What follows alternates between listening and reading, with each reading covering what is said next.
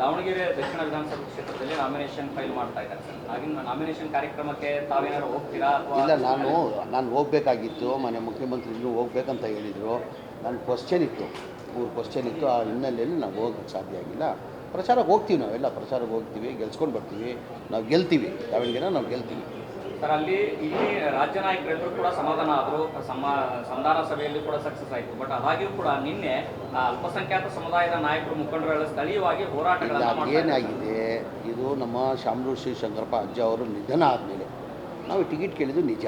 ನಮ್ಮ ಅಲ್ಪಸಂಖ್ಯಾತರು 85,000 ಮತ ಇದೆ, ದಯಮಾಡಿ ಅಲ್ಪಸಂಖ್ಯಾತರು ಕೊಡಿ ಅಂತ ಕೇಳಿದರು. ಅವತ್ತಿಂದ ಪದ್ಧತಿ ಬಂದಿದೆ, ಮುಂಚೆಯಿಂದ ಪದ್ಧತಿ ಬಂದಿದೆ. ಯಾರನ್ನ ಇಲ್ಲಿ ಯಾರನ್ನ ನಿಧನ ಹೊಂದಿದ್ರೆ ಅವ್ರ ಕುಟುಂಬದವರು ಕೊಡೋದು ಒಂದು ಪದ್ಧತಿ ಬಂದಿದೆ. ನಾವು ಕೇಳಿದ್ವಿ.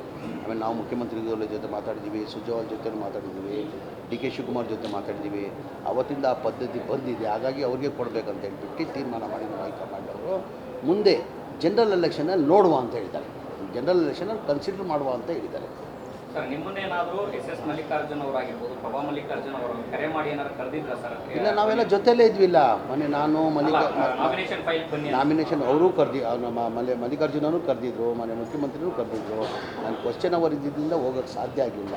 ನಾನು ಹೋಗ್ತೀನಿ, ಅಲ್ಲೇ ಇರ್ತೀನಿ, 5 ದಿನ ಅಲ್ಲೇ ಇದು ಗೆಲ್ಸ್ಕೊಂಡು ಬರ್ತೀನಿ. ಎಲ್ಲ ಸೇರಿ ನಾವು ಗೆಲ್ಸ್ಕೊಂಡು ಬರ್ತೀವಿ. ಮತ್ತೊಂದು, ಪ್ರಣವಾನಂದ ಶ್ರೀಗಳು ಡಿ ಕೆ ಶಿವಕುಮಾರ್ ಅವರು ಮುಖ್ಯಮಂತ್ರಿ ಆಗಬೇಕು, ಈಗಾಗಲೇ ಸಾಕಷ್ಟು ವಿಳಂಬ ಆಗಿದೆ, ಇಲ್ಲ ಅಂತಂದು ಹೇಳಿದ್ರೆ ನಾವು ಹೈಕಮಾಂಡ್ನ ಭೇಟಿ ಮಾಡ್ತೀವಿ ಅನ್ನೋಂಥ ಮಾತನ್ನ ಹೇಳಿದ್ದಾರೆ. ಮತ್ತೆ ಬಜೆಟ್ನಲ್ಲಿ ಸಿಎಂ ಸಿದ್ದರಾಮಯ್ಯ ಅವರು ನಮ್ಮನ್ನ ಟಾರ್ಗೆಟ್ ಮಾಡಿದ್ದಾರೆ, ನಮ್ಗೆ ₹1 ಕೂಡ ಕೊಟ್ಟಿಲ್ಲ. ಯಾರೆಲ್ಲ ಡಿ ಕೆ ಶಿವಕುಮಾರ್ ಅವ್ರ ಪರವಾಗಿ ಮಾತಾಡಿದಾರೆ ಅವ್ರಿಗೆ ಸ್ವಾಮೀಜಿ ಹೇಳಿಕೆನ ಕೊಟ್ಟಿದ್ದಾರೆ. ಯಾರ ಪರ? ಡಿ ಕೆ ಶಿವಕುಮಾರ್ ಮುಖ್ಯಮಂತ್ರಿ ಆಗಬೇಕಂತ ಕೇಳಿದ್ದಾರೆ. ಈ ಮಾತು ಡಿ ಕೆ ಶಿವಕುಮಾರ್ ಕೇಳಬೇಕು.